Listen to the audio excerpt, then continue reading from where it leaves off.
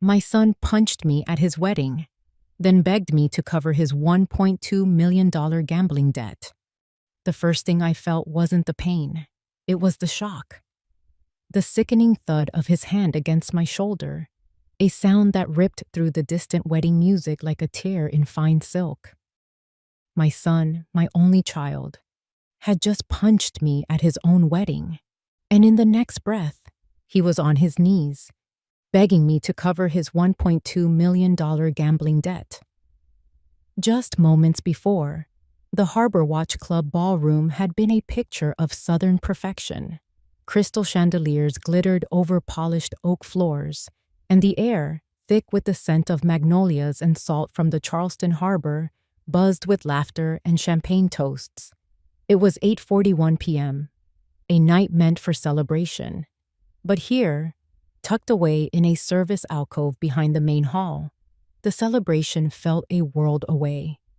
The golden light spilling from the ballroom door seemed to mock us, illuminating the horror on my son's face. Before we continue, please subscribe to the channel and let us know where you are listening in the comments. Pierce wasn't the beaming groom from the ceremony. The man before me was a stranger, his face pale and slick with a cold sweat. He shoved a heavy leather portfolio into my hands. "You just have to sign it, Mom, right now," he hissed, his voice trembling. I pulled back instinctively, the muscle memory of a 40-year career as a financial controller kicking in. "I don't sign what I haven't read. You know that, Pierce." "You don't understand." His voice cracked, desperation clawing at the edges. "There's no time." He grabbed my arm, his fingers digging into the delicate silk of my dress. I could see the wild panic in his eyes, a terror so profound it made my own blood run cold. Then a sound escaped his lips, a guttural roar that was more animal than human. "I need the money!" The blow was powerful. It sent me staggering back against the cold, unforgiving brick of the exterior wall. The portfolio tumbled from my grasp, its contents spilling onto the stone pavers. Through the ringing in my ears, I saw a smear of spilled red wine on the ground nearby, dark as blood. From inside the hall, a single violin note screeched, horribly off-key, as if the world itself had just been thrown out of tune. A sharp, radiating pain bloomed in my shoulder. I looked down and saw the angry red imprint of his hand on the blue fabric of my dress. But the physical hurt was nothing. It was a phantom, a ghost compared to the profound shock that had seized my heart. Pierce stared at his own hand, his knuckles white, as if it belonged to someone else. The aggression drained from him in an instant, replaced by a wave of pure, unadulterated horror. His face crumpled. He collapsed, his knees hitting the hard ground with a crack, and his hands desperately clutched at the hem of my gown, like a terrified child. "Mom!" he choked out, his voice shattered. "I'm sorry. I didn't mean to. Save me. The debt. It's $1.2 million. They're going to kill me. Please, Mom." $1.2 million. The number hung in the humid air between us, more poisonous than any snake. My gaze drifted down to the scattered papers at his knees. My eyes, trained to find the devil in the details, focused on the top page. The bold black letters screamed at me. Asset-backed security agreement. And below that, a list. A list that included 2 beach duplexes on the Isle of Palms. My husband's legacy. Our legacy. His pleas faded into the background, merging with the distant, oblivious music. The pain in my shoulder was a dull, steady ache, but a different sensation was spreading through me now, an icy, absolute cold. The mother inside me was wounded, shattered, but the woman who had built an empire on logic and steel, the woman I had buried for decades, was beginning to wake up. the storm had just made landfall. I left him on his knees, a broken man amidst the scattered pages of his own ruin. I didn't look back. Walking away from the alcove and back toward the light of the reception hall was like surfacing from a deep, cold ocean. The music, the laughter, the clinking of glasses, it was all a muffled roar, a world I no longer belonged to. My feet moved on their own, carrying me past smiling, oblivious guests, their faces a blur of polite inquiry. I needed a sanctuary, a place to staunch the bleeding before anyone saw the wound. I found it in the bride's private dressing room. The door was unlocked. Inside, it was an oasis of quiet, smelling of hairspray and roses. A row of pastel bridesmaid dresses hung like silent, headless ghosts against one wall. I didn't hesitate. I pushed the heavy door shut, and the sound of the deadbolt sliding into place was the most satisfying sound I had heard all night. It was the sound of control, a small metal fortress against the chaos I had just escaped. For a moment, I just stood there, my back pressed against the wood, letting the silence wash over me. Then, I turned and faced the mirror. The woman who stared back was a stranger. I saw the elegant, custom-made silk dress. I saw the heirloom pearl clasp my late husband, Robert, had given me for our 40th anniversary, still perfectly placed in my silver hair. I saw the carefully applied makeup, a mask of serene matriarchal grace. And then I saw the bruise. It was just beginning to form on the pale skin of my shoulder, a faint, ugly flower blooming in shades of violet and betrayal. It was obscene, a violent slash of color against the curated perfection of my life, my own son's handprint, branded onto my skin. I leaned forward, my hands gripping the edge of the cold marble vanity. My knuckles turned white. I stared into my own eyes, and for the first time in decades, the steel magnate, the shrewd controller, the woman who could make grown men tremble with a single quiet question, was gone. In her place was a 74-year-old woman, a mother, a victim. And then, the dam broke. A tremor started in my shoulders, a violent, uncontrollable shudder that racked my entire body. I pressed my hand hard against my mouth, swallowing the sob that fought its way up my throat. It came out as a strangled gasp, a sound of pure, undiluted agony. One tear, hot and heavy, escaped and carved a slow, clean path through my expensive foundation. One. That was all I would allow. It was a single drop of weakness in an ocean of newfound resolve. I gave myself 30 seconds. I counted them in my head, each tick of an imaginary clock a step further away from the raw pain and a step closer to the cold, hard reality of what had to be done. 1, 2, 3. This was not a time for grief. Grief was a luxury. 10, 11, 12. Pierce wasn't just a gambler. He was a tool. That debt, that impossible number, wasn't just a debt. It was a weapon aimed at the heart of everything Robert and I had built. 28, 29, 30. I took a deep, shuddering breath. I straightened up, my spine locking into its familiar, rigid posture. With a steady hand, I wiped away the single wet track on my cheek, smoothing the makeup back into an impenetrable mask. My eyes, when I looked back at the mirror, were different. The hurt was still there, but it was now banked, like embers under a thick layer of ash. The warmth was gone. In its place was ice. I reached up and adjusted the pearl clasp in my hair. The familiar weight, a small comfort. It was a gesture of order, of putting things back in their rightful place. It was then that I heard them. Voices, muffled through the thick door. The whispers of curious guests who had wandered down the hall. Saw Pierce push her. Right there in the alcove. A woman's voice said, Looked awful. What on earth happened? Another replied, the social pressure, the public shame. It was already beginning. They thought they saw a family argument, a moment of drama. They had no idea. They were watching the opening shots of a war. I looked at the bruise one last time. It no longer looked like a wound. It looked like a map, a declaration, the starting point of a battle I never asked for, but one I would be damned if I was going to lose. The ice in my veins was a fire in my mind. The 30 seconds of grief were over. Now it was time for war. The bride's dressing room was no longer a sanctuary. It had become my command center. I pulled my phone from my clutch, my fingers flying across the screen with a speed and precision that had been dormant for years. My contacts list was a graveyard of old allies and assets, but the first two names were still at the top, right where they always were.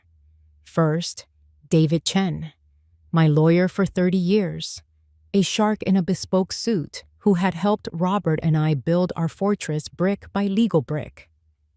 I pressed the call button. He answered on the second ring, his voice groggy with sleep. Marion, it's after 9. Is everything all right? No, David. It's a code red. The sleepiness vanished from his voice, replaced by the crisp, alert tone I knew so well.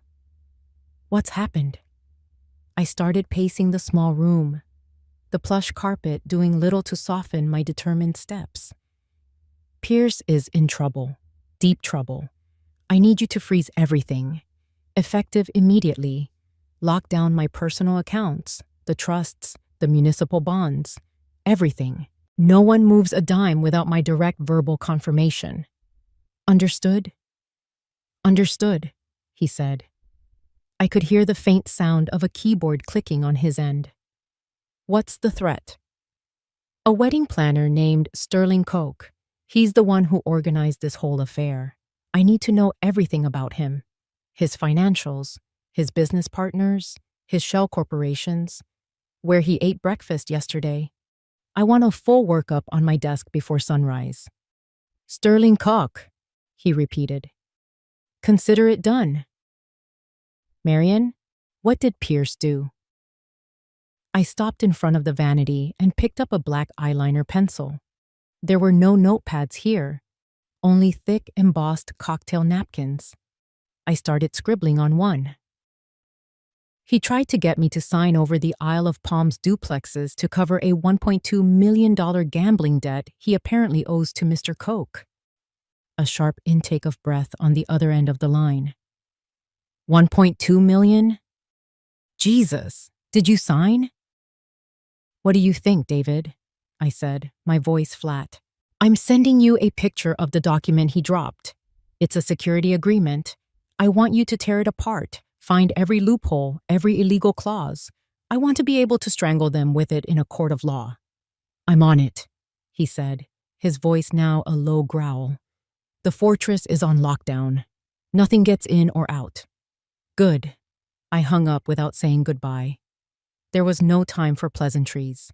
My thumb immediately moved to the next name, Frank Russo, my private investigator, a man who operated in the gray areas of life, a necessary evil I'd kept on retainer for decades. If David was my shield, Frank was my sword. He answered with a gravelly, Yeah? Frank, it's Marion. Mrs. Crowell. Bit late for a social call. This isn't social, I said, resuming my pacing. I have a name and a number. The name is Sterling Koch. The number is $1.2 million. My son, Pierce, supposedly owes him this amount. Frank was quiet for a moment. I could practically hear the gears turning in his shrewd mind. Supposedly? That's your job, I snapped, my patience wearing thin. I don't believe for a second that a wedding planner is the one holding the leash on a debt this size. He's a middleman, a frontman. I need to know who he's working for. I need the name of the real creditor, the person at the top of the food chain. And I need it yesterday. That's a tall order on short notice, Marion.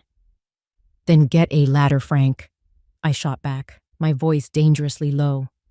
I don't care what you have to do, who you have to bribe, or what doors you have to kick down. You find that name. This isn't just about money anymore. This is an attack on my family. I sent him the same picture of the document I'd sent to David. This is what they tried to make me sign. Start there. The company on this letterhead probably doesn't even exist. I'll start digging, Frank said, a grudging respect in his tone. But this kind of information, it's not cheap. Did I ask you for a price? I said, looking at my reflection in the mirror. The woman staring back was no longer a victim. Her eyes were cold, her jaw was set. The mother had been put on a shelf. The controller was back in the driver's seat. Just send me the bill. And Frank, don't disappoint me. I ended the call and placed the phone on the vanity. My hands were perfectly steady. The initial shock had been replaced by a cold, clear purpose. They had mistaken my love for my son as a weakness they could exploit. They had mistaken my age for frailty. They had no idea who they were dealing with. They had just declared war on Marion Crowell. And I never lose. My calls were made. The wheels were in motion. Stepping out of the dressing room felt like stepping onto a stage. The wedding, once a vibrant spectacle, was now in its final dying act. The band was packing up, playing a slow, melancholic tune. The remaining guests were clustered in small, whispering groups, their laughter gone, replaced by tired smiles and speculative glances in my direction. The air of celebration had evaporated, leaving behind the stale scent of wilted flowers and regret. I scanned the thinning crowd for Ilara, the bride, the centerpiece of this whole disastrous charade. I found her near the grand staircase, not surrounded by well-wishers, but standing alone, clutching a glass of champagne with a white-knuckled grip. She looked like a porcelain doll on the verge of cracking, her smile a brittle, painted-on thing. Our eyes met across the room. A flicker of panic crossed her face. She started to turn away, but I was already moving, my path direct and unwavering. I intercepted her before she could escape. "Ilara," I said, my voice low and even. "Walk with me." It wasn't a request. She nodded numbly, her eyes wide with fear, and followed me down a quiet, wood-paneled hallway away from the last of the prying eyes. I led her to a small, empty sitting area furnished with 2 wingback chairs. The only light came from a dim sconce on the wall. I poured her a glass of water from a nearby carafe and handed it to her. Her hand was trembling so violently I was afraid she would drop it. I didn't sit. I stood before her, a judge in a silk dress. I slowly, deliberately, pulled the collar of my dress to the side, revealing the ugly, blooming bruise on my shoulder. I didn't say a word. I just let her look. I let her see what her complicity had wrought, her eyes fixed on the mark. A strangled sob escaped her lips. The champagne flute slipped from her other hand, shattering on the hardwood floor. She didn't even flinch.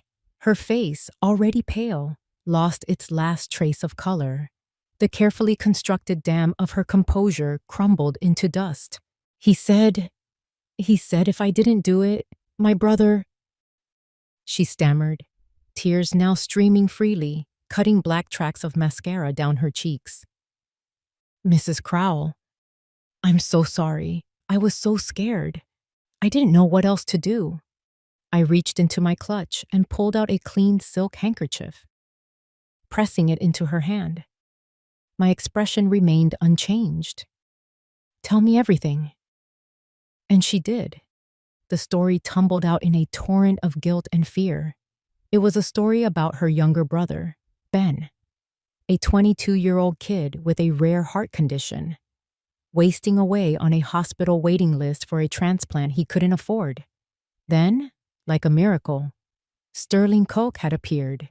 He'd introduced her to Pierce, played the part of the generous benefactor, and arranged for a grant from a private medical foundation to cover the entire cost of Ben's surgery. an answer to her prayers. But the miracle had a price. The price was her life. Once her brother was on the operating table, Sterling's mask had dropped. He owned her. He'd explained that her marriage to Pierce was part of a business transaction. Her job was to be the perfect, charming bride, to help sell the illusion, and to gently, persuasively encourage Pierce to get his mother's financial backing. If she refused, if she said a single word, the grant would be revoked. He made it clear that he could pull the plug on her brother's life as easily as flipping a switch. "He called it leverage," she whispered, her voice raw. "He said love was the best leverage of all." My suspicion hardened into a cold, diamond-hard rage. This wasn't just about greed. This was about cruelty.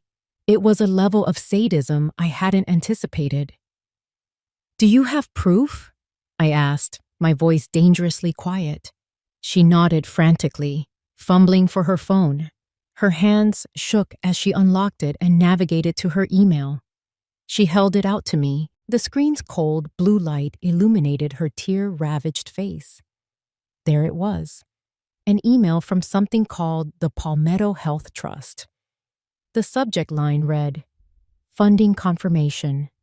Grant Hat Ben V 774."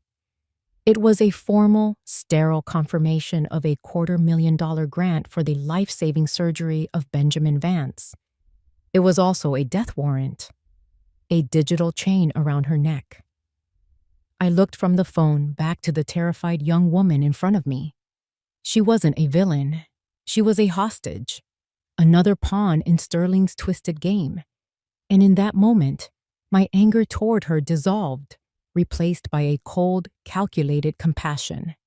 She was a weapon that had been aimed at me, and now I was going to aim her right back. I gently took her hand, the one not holding the phone. My grip was firm, steadying. She looked up at me, her eyes pleading. "You don't have to be scared anymore," I said, and my voice was no longer that of a victim or a grieving mother. It was the voice of a commander. "You are going to stay by my side, and you are going to help me burn him to the ground." Sleep had been a stranger. I'd spent the night in my study, fueled by black coffee and a cold fury, coordinating with David and Frank. By the time the sun began to bleed across the Atlantic, painting the sky in shades of bruised purple and angry orange, I was on my back porch. The air was cool and clean, carrying the scent of salt and damp earth. It was the calm before the storm, and I was sitting in its eye. A cup of steaming mint tea sat untouched beside me. Next to it lay a copy of the Post and Courier. On page B4, below a story about a new downtown zoning ordinance, was a small discreet headline: "Disturbance at High Society Wedding." The article was vague, mentioning an unfortunate family incident that had cut the Crowell-Vance reception short. The shame of it was a dull, distant ache. I had bigger fish to fry. My attention was fixed on my iPad, displaying the preliminary report Frank had sent just before dawn. It was a digital treasure trove of Sterling Koch's life, a web of LLCs, a history of failed businesses, and a string of lawsuits. But it was one line, buried deep in a summary of his early career, that had made me go cold. It was a footnote about a failed real estate venture from the late 80s, a partnership. The other partner's name was Robert Crowell, my late husband. Frank's note was blunt. "Looks like a nasty split. Lawsuits were threatened but never filed. Koch lost everything. Robert walked away with the core business model that would eventually become part of Crowell Logistics. This isn't just business, Marion. This is personal." The world seemed to tilt on its axis. This wasn't about Pierce's weakness. It was about Robert's past. A ghost I never knew existed had just walked out of its grave. Sterling wasn't just a predator who had found an easy mark. He was a vulture who had been circling my family for 30 years, waiting for the perfect moment to pick at the bones. A shuffling sound from the doorway pulled me from my thoughts. It was Pierce. He looked like a man who had been hollowed out from the inside, his expensive tuxedo from the night before rumpled and stained. His face was ashen, his eyes wide and haunted. He didn't look at me, but stared out at the ocean as if he were contemplating walking straight into it. He was a ghost at his own feast, a walking embodiment of the ruin he had brought upon us. I felt a flicker of pity, but it was quickly extinguished by the cold fire of my resolve. He had made his bed. He stood there for a long moment, the silence between us thick with unspoken accusations and regret. Then his phone buzzed. It was a harsh, jarring sound in the morning stillness. He flinched as if he'd been struck. With a trembling hand, he pulled it from his pocket and stared at the screen. His face, if possible, grew even paler. He answered the call, his hand shaking as he raised the phone to his ear. "Hello?" he whispered. I couldn't hear the voice on the other end, but I didn't need to. I saw the words land on him like physical blows. His body went rigid. His eyes darted around the porch, wild and trapped. He swallowed hard, his Adam's apple bobbing in his throat. The call was short, brutal. When it ended, he lowered the phone, his arm dropping to his side as if it weighed 1,000 pounds. He finally turned to look at me. The arrogance, the anger, the desperation from the night before were all gone. All that was left was pure, primal terror. It was the look of a man staring into his own open grave. I set my iPad down on the table, the screen still glowing with the secrets of the past. I looked at my son, the product of a war he didn't even know had been fought. My voice, when I spoke, was calm, measured, and devoid of any maternal warmth. It was the voice of a CEO demanding a status report. Who was that? I left Pierce on the porch, a statue of terror staring at a ghost only he could see. His problem, the immediate threat on the other end of that phone call, was just a symptom. Frank's report had shown me the disease. The root of it all wasn't in a back alley bookie's ledger. It was here, inside the walls of my own home. It was in the past. I walked down the hall to Robert's study. I hadn't been inside in years, not really. The cleaning service kept it dusted, but the room itself was a time capsule, preserved exactly as he had left it. The moment I opened the door, his scent hit me. The faint, familiar smell of old leather, pipe tobacco, and paper. It used to be a comfort. Today, it felt like an accusation. The room was my husband personified, orderly, masculine, and built of dark, heavy wood. Floor-to-ceiling bookshelves were filled with histories and biographies. His massive mahogany desk stood like an altar in the center of the room. This was the command center from which he had helped build Crowell Logistics, the place where he'd made the decisions that had given us our life. I had always seen it as a monument to his hard work and brilliance. Now, I wondered what secrets were hiding in its shadows. Frank's report was the map. I started with the filing cabinets that lined the back wall, their brass handles cool to the touch. The files were perfectly organized, alphabetized, and cross-referenced. ABC. I pulled open the drawer for C. Contracts, correspondence, Crowell. It was all there, a neat and tidy history of our success. But I wasn't looking for the official story. I was looking for the one that had been buried. I worked my way through the years, pulling out files from the late 80s. The paper was old, the typewritten ink slightly faded. It was a methodical, painstaking search, my hands moving with the practiced efficiency of a controller, even as my heart hammered against my ribs. There was nothing. No mention of Sterling Coke. No record of the failed real estate venture. It was as if he had been scrubbed from history. Robert had been nothing if not thorough. But I knew my husband. He never threw anything away. He was a pack rat for information, believing every piece of data, every contract, every memo could be an asset later. If the record wasn't in the main files, it was somewhere else, hidden. My eyes scanned the room again, and this time they landed on a small steel lockbox tucked away on the bottom shelf of his bookshelf, hidden behind a thick volume on maritime law. It was plain, gray, and utilitarian. It was also locked. I felt a chill crawl up my spine. I ran my fingers over the simple keyhole. Of course. My mind raced, thinking of where he might have kept the key. But I didn't have time for a treasure hunt. I walked back to the desk and opened the top drawer. I rummaged past old pens and paper clips until I found what I was looking for. A single, sturdy paper clip. I straightened it out, bending a small hook into one end. My hands, which had been so steady on the phone just hours before, trembled slightly. It felt like a violation, picking the lock on a box he had so clearly meant to keep private. It was a betrayal of his memory. But his ghost had already betrayed me. The lock was simple.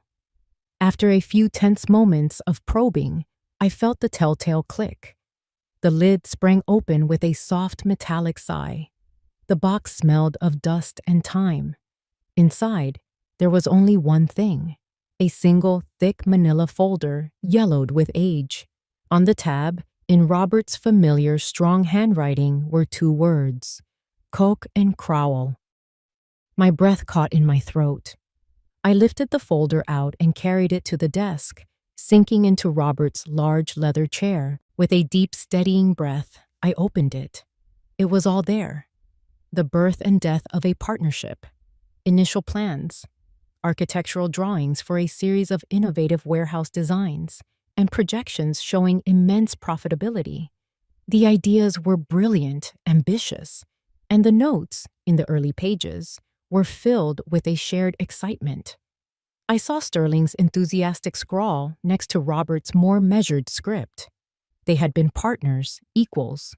Then, the tone began to shift. The file contained copies of letters between lawyers, memos from Robert to his accountant, a slow, methodical paper trail documenting how Robert had leveraged a temporary cash flow problem on Sterling's end to restructure their agreement, diluting Sterling's stake to almost nothing. He'd used legal jargon and complex clauses like a weapon, bleeding his partner dry on paper. As I turned a page, a small photograph slipped out and fluttered onto the desk. It was of Robert and me, taken at a company picnic around that time. We were young, smiling, my head resting on his shoulder. We looked happy, invincible, the founders of a dynasty. I stared at the image of the man I had loved, the man I had built my life with, and felt a profound and bitter wave of disappointment wash over me. He wasn't just a brilliant businessman. He was a thief. The final nail in the coffin was a single handwritten memo on a piece of legal paper, written in Robert's own hand. It wasn't addressed to anyone. It was a note to himself, a justification. It read, "Must cut S out of the project. He's too ambitious, a liability. The core concept is mine now. It's for the best. It's for the family." For the family. He had stolen another man's dream, ruined his life, and told himself it was for me, for Pierce. The foundation of our legacy, the very money Sterling was now trying to reclaim, was built on a lie. The weight of that truth settled on me, heavy and suffocating. This was no longer a simple matter of protecting my assets from a con man. It was a reckoning, 30 years in the making, and I was standing right in the middle of it. The truth, I discovered, is a bitter pill to swallow. Robert's betrayal, Sterling's long-nurtured grudge, it recontextualized everything. I was no longer just a mother saving her son from a foolish debt. I was the guardian of a tainted legacy, facing a ghost from a past I never knew. But the knowledge didn't paralyze me. It focused me. I now understood my enemy's motivation, and that was a weapon. It was time to meet the devil himself. I chose the location with care, a sleek, minimalist coffee shop downtown. The kind of place with polished concrete floors and uncomfortable chairs, designed for transient business meetings, not lingering conversation. It was neutral ground. I arrived at 3 o'clock on the dot and chose a small table in the corner, a position that gave me a clear view of the entrance. I ordered a black coffee I had no intention of drinking. Sterling Coke arrived 10 minutes late, a deliberate power move. He oozed a smug reptilian charisma, dressed in a linen suit that probably cost more than my first car. He saw me and a slow, triumphant smile spread across his face. This was the smile of a man who believed he had already won, a cat who had cornered the canary and was preparing to feast. "Marion," he said, sliding into the chair opposite me without being invited. "A pleasure. I was so surprised to get your call." "I'm sure you were," I replied, my voice as cool and hard as the marble tabletop. I didn't waste time on pleasantries. I decided to fire the first shot. "I had a very enlightening conversation with my daughter-in-law last night. We talked about her brother, Ben Vance. It's a very touching story." His smile didn't falter. He was good. He simply raised an eyebrow, a picture of feigned surprise. "Ah, yes, the Vances. A tragic situation. I was happy to be in a position to help. Philanthropy is a passion of mine." "Is that what you call it?" I said, letting the question hang in the air. "Leverage is another word that comes to mind." He chuckled, a low, condescending sound. "You always did have a cynical mind, Marion. I imagine it was a requirement. Being married to a man like Robert, he had a real talent for acquisition." The jab at my husband was deliberate, a test. He was probing my defenses, seeing how much I knew. It was time to show him my hand. "It's funny you should mention Robert," I said, leaning forward slightly. "I was just going through some of his old files this morning. It's amazing what you find when you start digging into the past. Old partnerships, forgotten ventures, business plans from 30 years ago." For the first time, a flicker of something new appeared in his eyes. The smugness was still there, but it was now edged with a sharp, venomous curiosity. He knew exactly what I was talking about. The mask of the benevolent creditor was slipping. "Be careful what you dig for, Marion," he said, his voice losing its breezy charm and taking on a harder edge. "You might not like what you find." Robert was a visionary, but he wasn't sentimental. He knew that in order to build something big, sometimes you have to clear away the dead wood. "Is that what you were?" I asked. "Dead wood?" His smile returned, but it was different now. It was predatory. "I was the tree, my dear. Robert just took the fruit and burned the orchard down, but he taught me a valuable lesson. Never let emotion get in the way of a good investment. A lesson I've applied to your son. Pierce is a terrible investment, but as leverage against you, he's blue chip." There it was, the confession I knew I wouldn't get, wrapped in the language of a threat. He wasn't even trying to hide it anymore. He was proud of it. I reached into my clutch and placed a small silver digital recorder on the table between us. It was a bluff, a piece of theater, but I wanted to see his reaction. He glanced down at the recorder, then back up at me. He didn't flinch. He didn't panic. He laughed, a genuine, ugly laugh filled with derision. Then, with a long, manicured finger, he slowly pushed the recorder back across the table toward me. "Don't be naive," he sneered. "This isn't a game you can win with cheap tricks. You're playing in my world now, a world of contracts and consequences. You think you have the stomach for it? Robert did. Your son certainly doesn't. And you're just a sentimental old woman holding onto a crumbling house of cards." He stood up, smoothing the front of his jacket. My offer stands, Marion. Sign the papers, save your son, and this all goes away. Or don't. And watch as I take back everything Robert stole from me, piece by painful piece. Starting with those houses on the Isle of Palms, the choice is yours. He turned and walked away, leaving me alone with the cold coffee and the silent recorder. The meeting was over. I hadn't gotten a confession on tape, but I had gotten something far more valuable. Confirmation. This was a war of revenge. And he believed he was invincible. He thought I was just a sentimental old woman. He had no idea that the woman he'd just challenged was the one who had taught Robert Crowell everything he knew. And I was just getting started. While I was unearthing the ghosts of the past, my son was busy chasing his own demons. The terror from that morning's phone call had pushed him over the edge. He was a cornered animal, and in his desperation, he did the only thing he could think of. He ran straight to the zookeeper. He arranged to meet Sterling at 5 o'clock in the sprawling, mostly empty parking lot of a defunct shopping mall on the outskirts of Charleston.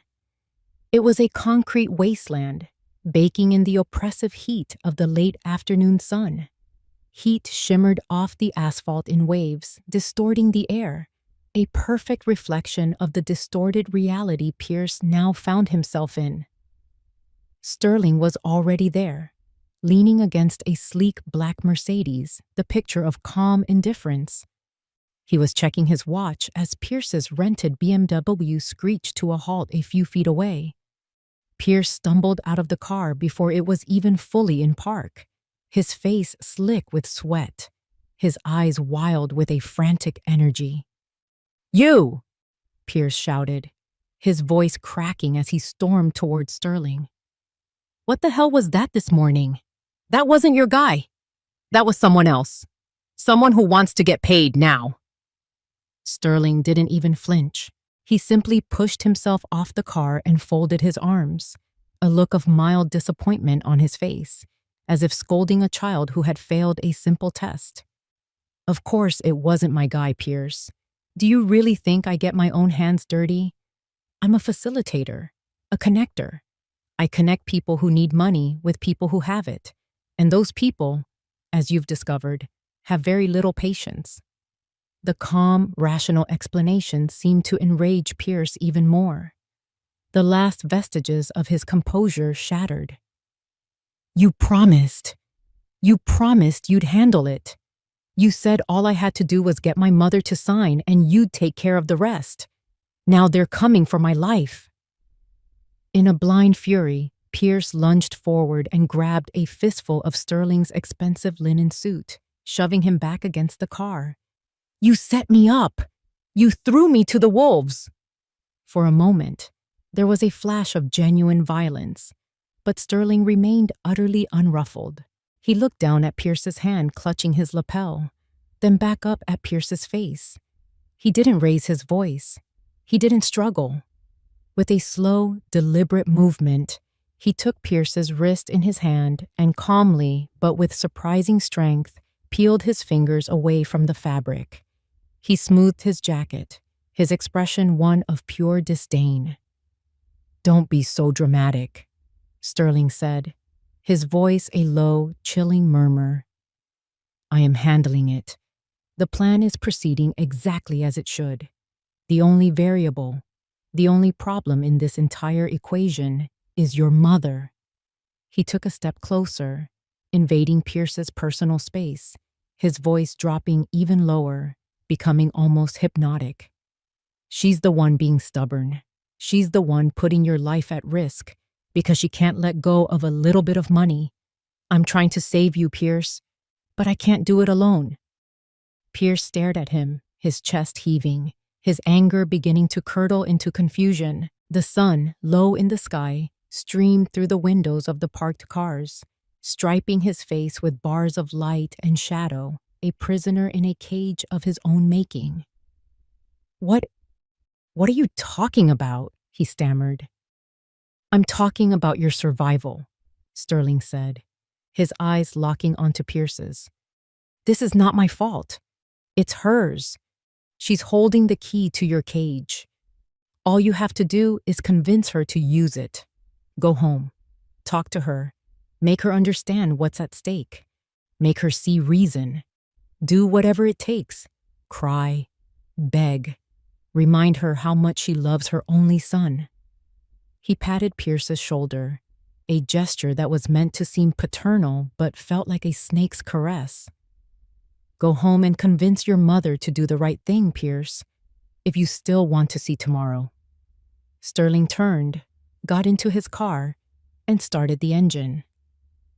As he pulled away, leaving Pierce standing alone in the oppressive heat, a horrifying realization began to dawn on my son.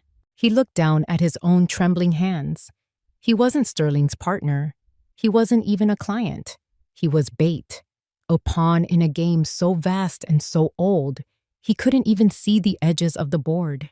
And he had just been moved directly into the line of fire.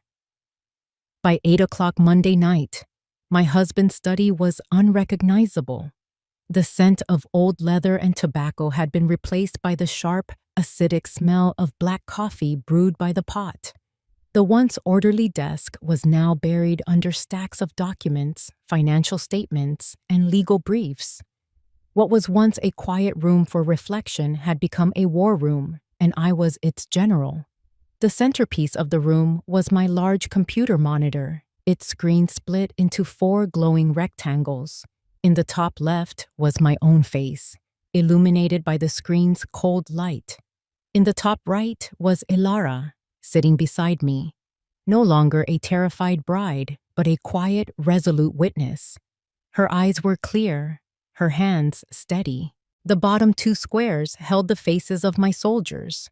David Chen, my lawyer, looked tired but energized, a legal predator who had caught the scent of blood.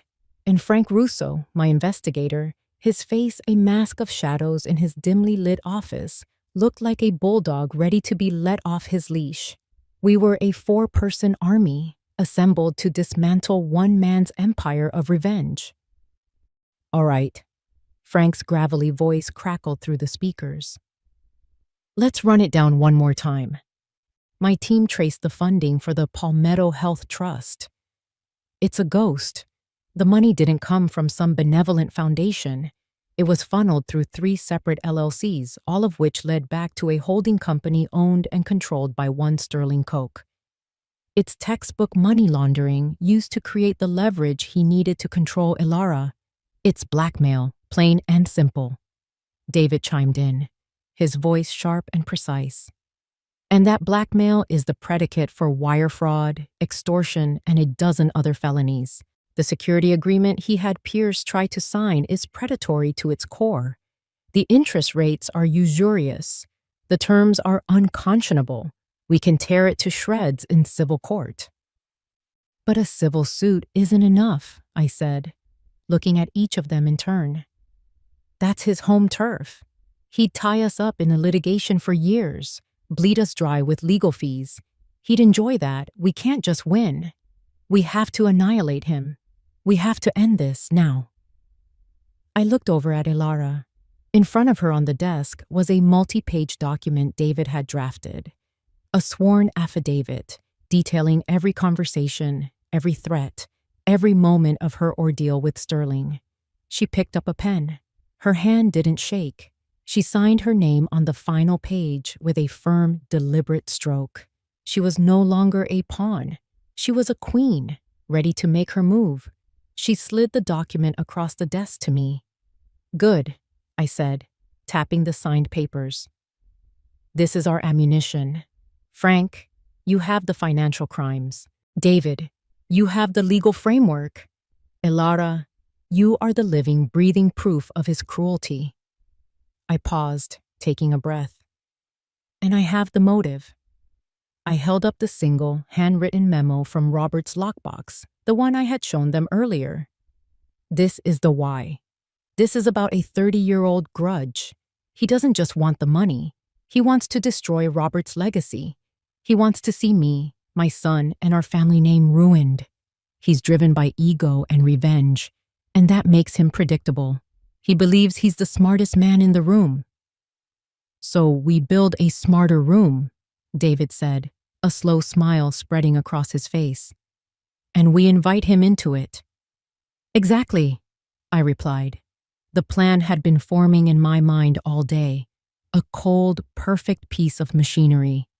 We're not going to sue him. We're not going to the press, not yet. We are going to set a trap, using his own arrogance as the bait. We will stage a final negotiation, a surrender. Frank raised an eyebrow. He'll smell a trap from a mile away. Not if the bait is right, I countered. The bait isn't the money.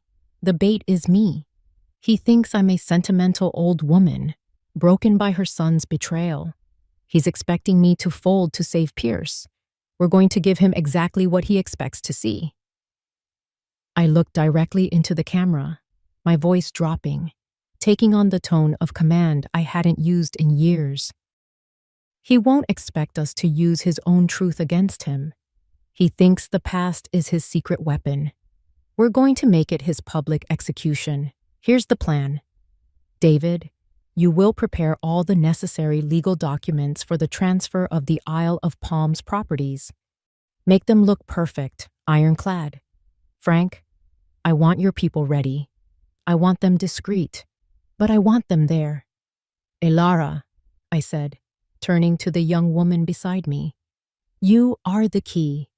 You are the ace up our sleeve that he doesn't know we can play. The room was silent. The only sound the low hum of the computer. The strategy was laid bare.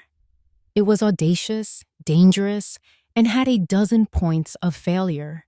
But it was also perfect. It was a reflection of Sterling's own methods, deception, leverage, and a single decisive blow. We had forged our weapon. Now it was time to aim it. The plan was set. The players were in position. All that was left was to bait the hook. This was the most critical part of the entire operation, and it rested entirely on me. I had to give the performance of a lifetime. It was 10 o'clock Tuesday morning. I sat at Robert's desk, the phone cool and heavy in my hand. In front of me, I had placed a small framed photograph of Pierce from when he was 10 years old, all goofy smiles and missing front teeth. I stared at it, letting the memory of that innocent boy wash over me, trying to summon the ghost of the mother I used to be, the one who would do anything to protect her child from harm. I needed that woman's voice. I needed her weariness, her heartbreak. I took a slow, deep breath, letting it out as a long, shaky sigh. I closed my eyes, picturing Sterling's smug, triumphant face. I rehearsed the first line in my head, draining all the strength from my voice, leaving only the hollow echo of defeat. Then I dialed his number. He answered on the third ring, his voice smooth as poison. Sterling Coke. Sterling, I began, my voice a dry, tired whisper. It's Marion Crowell. There was a pause on the other end, pregnant with his satisfaction. I could almost hear him smiling. Marion, I was wondering when you'd call. Have you come to your senses? I have, I said, forcing a slight tremor into my words. I let a long silence hang in the air, as if gathering the strength to continue. Pierce came to me last night. He's not well, Sterling. He's a wreck. He's at the end of his rope. He's talking nonsense. He looks like he hasn't slept since the wedding. I let my voice crack, just slightly, on the last word. I can't watch him destroy himself. I can't lose him. A mother's love. Sterling purred, his voice dripping with condescending sympathy. It's a powerful thing. I told you this was the only way. It's a shame you had to put him through so much pain before you realized it. You've won, I said, the words tasting like ash in my mouth. I made sure he could hear the surrender in them. You win, hands down. I'll sign the papers. I'll give you the houses. Just call off your dogs. Leave my son alone. The triumph in his voice was unmistakable now. It was the sound of a 30-year grudge finally being satisfied. I knew you were a sensible woman, Marion. Underneath it all, you've made the right choice. The only choice. Let's just get this over with, I said, my voice flat, as if all the fight had been drained out of me. I pressed a hand to my forehead, a gesture for no one but myself. Feigning a headache. I want to do this tonight. I don't want this hanging over our heads for another day. Eager to put it behind you? I understand completely, he gloated. Name the time and place. This was the crucial moment. My lawyer's office, David Chen, 8 o'clock tonight. He'll have all the paperwork drawn up for the transfer exactly as you want it. You should bring your own counsel, of course, to make sure everything is above board. I held my breath. By suggesting my lawyer's office, I was creating an illusion of legitimacy, of playing by the established rules. It was a formal surrender on my territory, a final act of a defeated woman trying to maintain a shred of dignity. Sterling was quiet for a moment, considering it. Then he laughed, a short, sharp bark of victory. Your lawyer's office? How quaint. A final, futile gesture of control. I accept. 8 o'clock it is. I look forward to concluding our business, Marion. Yes, I said, my voice barely audible. Concluding our business. I hung up the phone, placing it gently back in its cradle. The performance was over. I leaned back in Robert's chair, the silence of the room settling around me. I picked up the picture of the 10-year-old boy and looked at his smiling face. Then, I slowly and deliberately turned it face down on the desk. The mother had left the building. The general was back in command. The trap was set. All he had to do now was walk into it. David Chen's primary conference room was a cage of glass and steel, 20 floors above the Charleston city lights. It was designed to intimidate, with a long, polished mahogany table that felt as vast and cold as a frozen lake. We were there first. Me, at the head of the table, a silent queen on her throne.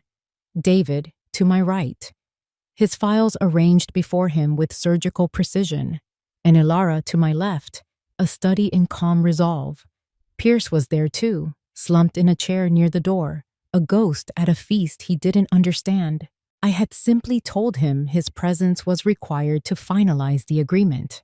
He was pale and withdrawn, a puppet whose strings had been cut, waiting for the final curtain to fall. At precisely 8:05 p.m., the door opened. Sterling Cook swept in, followed by a slick, silver-haired lawyer who looked like he'd been born in a three-piece suit. Sterling was radiating triumph. He was a Roman emperor entering a conquered city, his smile wide and predatory. He took in the scene, the formal room, the waiting lawyers, me at the head of the table, and his smile widened. This was his victory lap. His eyes fell on Ilara, and for the first time, a flicker of surprise registered.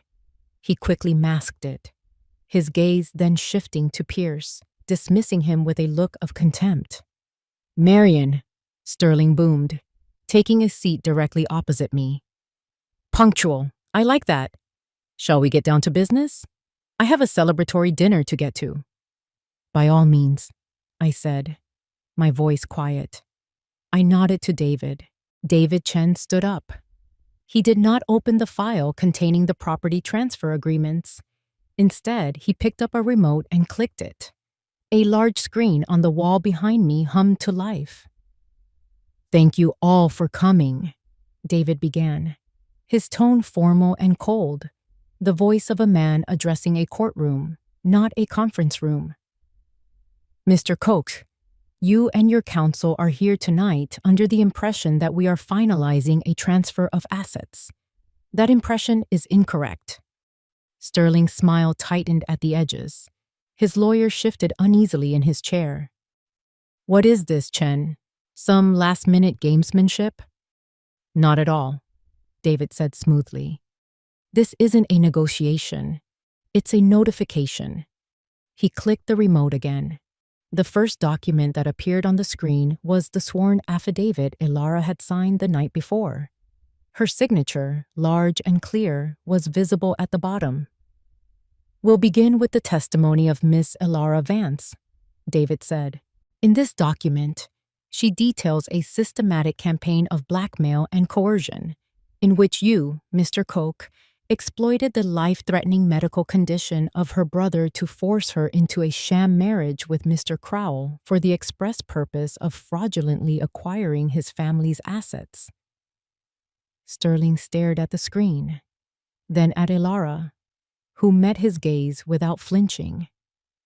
A vein began to throb in his temple. "This is absurd. She's a liar, a desperate woman trying to get out of a bad situation." "A situation you created," David countered, clicking the remote. The screen now showed a complex web of financial transactions, the flow charts Frank had prepared. "This brings us to the Palmetto Health Trust, a fictitious entity you created and funded through a series of shell corporations to launder the money for Ben Vance's surgery. This is not philanthropy, Mr. Koch. This is a textbook case of wire fraud linked directly to extortion." Sterling's lawyer shot to his feet.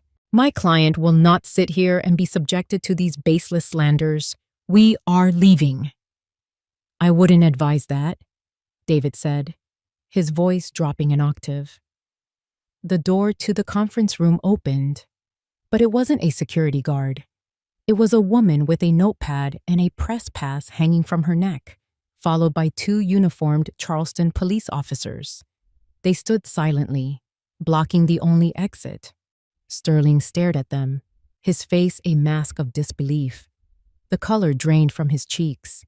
He looked from the police to me, his eyes wide with dawning horror. He finally understood. "This is a trap," he hissed, his voice a venomous whisper. "It's a reckoning," I corrected him, speaking for the first time. David Chen walked to the end of the table and placed his hands flat upon it, leaning toward Sterling. "Mr. Koch, as I said, this is a notification. We have irrefutable evidence and a sworn witness to bring charges against you for blackmail, extortion, wire fraud, and loan sharking. The district attorney's office is very interested in our findings, as I believe is Miss Ana Rivas from the Post and Courier." He gestured toward the reporter. One of the police officers stepped forward. "Mr. Sterling Koch, you're under arrest. Please stand up and place your hands behind your back." The room was silent, save for the sound of Sterling's ragged breathing. His entire world had collapsed in the space of 5 minutes. As he stood, his body rigid with shock and impotent rage, his hand brushed against the expensive fountain pen he had placed on the table, ready for the signing. It rolled off the edge and clattered to the floor. The sound of the handcuffs clicking shut was sharp and final. As the police led him away, his face a contorted mask of fury, the flash of the reporter's camera went off, capturing the moment of his ultimate humiliation. I watched it all, my expression unchanged. I didn't feel joy. I didn't feel triumph. I felt only the cold, quiet satisfaction of a long overdue account finally being settled. The war was over. The morning after the war was unnervingly quiet. The sky over the Atlantic was a soft, pearly gray, the air still and heavy. I sat on my back porch, in the same chair where I had read Frank's first report, a lifetime ago. A fresh cup of mint tea sat on the table, its steam rising in a lazy spiral into the humid air. Next to it lay the morning edition of the Post and Courier. Sterling Koch's face was on the front page, a grainy, flash-bleached photo of him being led from David's office in handcuffs. The headline was bold and brutal. I didn't read the article. His story was over. Ours was just beginning. I heard the sliding glass door open and close. Pierce stepped onto the porch. He looked smaller, diminished. The expensive suit was gone, replaced by a simple gray t-shirt and jeans. He hadn't shaved. His face was a hollow mask of exhaustion and shame. He didn't look at me, but stood by the railing, staring out at the flat gray line of the ocean. The silence between us wasn't angry or accusatory anymore. It was a vast, empty space filled with the wreckage of what we once were. The storm had passed, and now we were left to survey the damage in the stark, unforgiving light of day. I took a slow sip of my tea. The bruise on my shoulder was a deep, throbbing purple now, a constant, physical reminder of our breaking point. But I no longer felt the need to look at it. Its purpose was served. Finally, he turned. His eyes met mine for the first time since he had knelt at my feet in the alcove. There was no defiance left in them, no desperation, only a deep, bottomless well of self-loathing. His mouth opened, and he took a ragged breath. "Mom," he began, his voice a raw, broken whisper. I held up a hand, a small, quiet gesture that stopped him cold. I wasn't ready to hear his apologies. Words were easy. They were the currency of his downfall. What I needed now was something else entirely. I set my teacup down in its saucer with a soft click. My voice, when I spoke, was not the cold, hard voice of the general from the night before, nor was it the wounded cry of the mother he had struck. It was something new, a voice pared down to its essential core, weary but absolute. "I've paid your financial debt, Pierce," I said, looking directly into his eyes, holding his gaze. "The money is gone. The lenders have been dealt with. That part is over. Now, it's your turn to pay your own debt, the real one." He flinched, but didn't look away. He stood there and took it.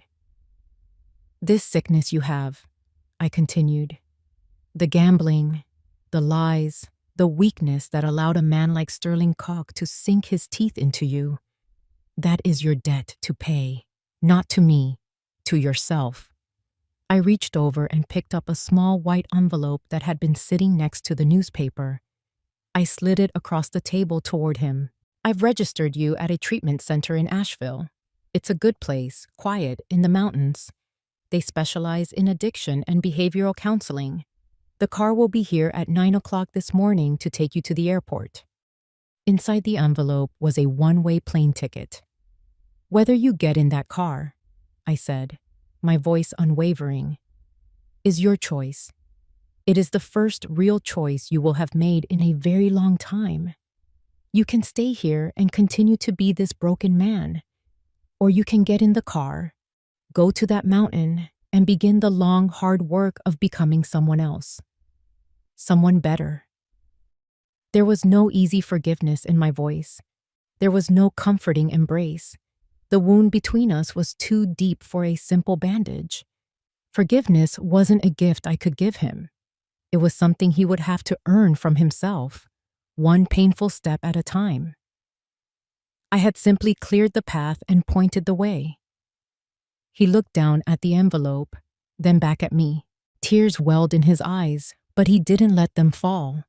He simply nodded, a slow, jerky movement.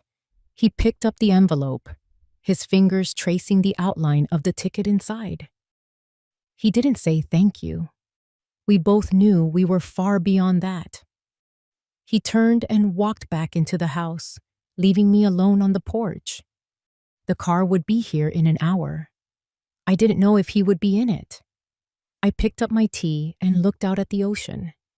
The physical scar on my shoulder would fade, but the scar on our family, on the heart of a mother who had seen the worst in her own child, that would take much longer to heal. And the road to that healing, for both of us, was only just beginning. If you enjoyed this story, please like the video, subscribe to the channel, and comment 1 below. If not, feel free to comment 0 so we know and can improve future videos. To hear the next story, click the box on the left. Thank you for watching.